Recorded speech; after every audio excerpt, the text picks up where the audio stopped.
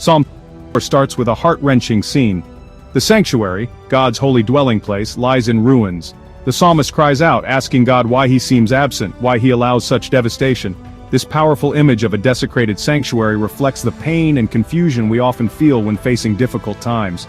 We've all experienced moments when life throws us a curveball. Maybe it's a job loss, a health crisis, or a broken relationship. But even in the midst of despair, Psalm 74 offers a glimmer of hope. The psalmist remembers God's past faithfulness, clinging to the belief that the God who delivered his people before can do it again. When faced with our own struggles, we can choose to focus on the chaos or remember God's unwavering presence. The psalmist pours out his raw emotions to God, expressing the deep anguish and confusion that many of us feel in our darkest moments. Questioning why he seems so distant, why his presence feels so far away when we need him the most. How long, O God, will the foe scoff? How long will we feel abandoned and alone in our struggles? Will the enemy revile your name forever? The psalmist's cry is one of desperation and longing for God's intervention. He cries out in Psalm 74 verse 10, seeking answers and relief from his suffering. This raw honesty is something we can all relate to. It's a reminder that it's okay to bring our true feelings to God.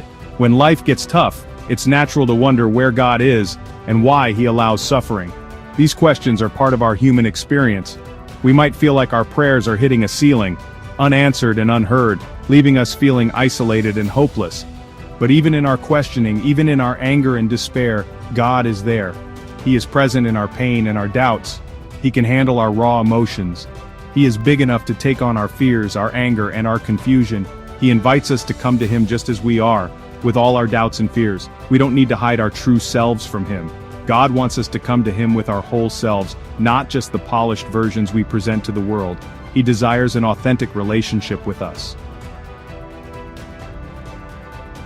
Despite the despair, the psalmist doesn't stay stuck in his grief. He finds a way to rise above his sorrow. He shifts his focus to God's faithfulness, recounting his past victories and mighty deeds. This shift in perspective is crucial. It was you who split open the sea by your power.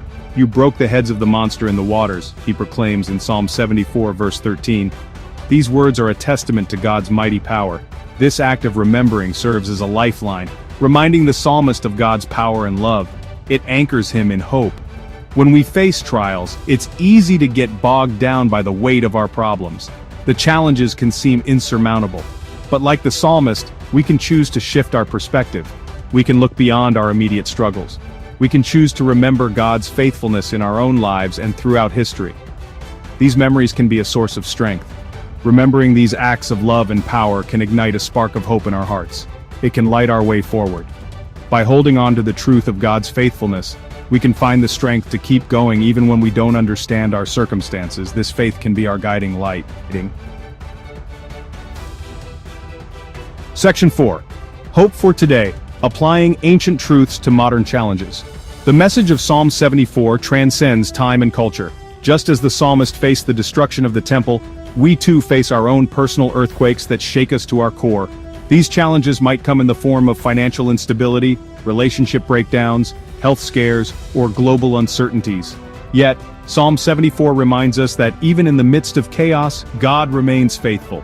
He is our refuge and strength, a very present help in times of trouble. When we feel overwhelmed by the storms of life, we can turn to him, finding solace in his presence and strength in his promises. This doesn't mean our problems will magically disappear, but it does mean we don't have to face them alone. Section 5. Trusting in God's timing even when we don't understand. Psalm 74 concludes with a powerful reminder: God is sovereign. He reigns over all creation and nothing escapes his notice. He is in control, even when our world feels like it's spinning out of control. In moments of chaos and confusion, his steady hand guides us. While the psalmist doesn't receive immediate answers to his questions, he chooses to trust in God's timing.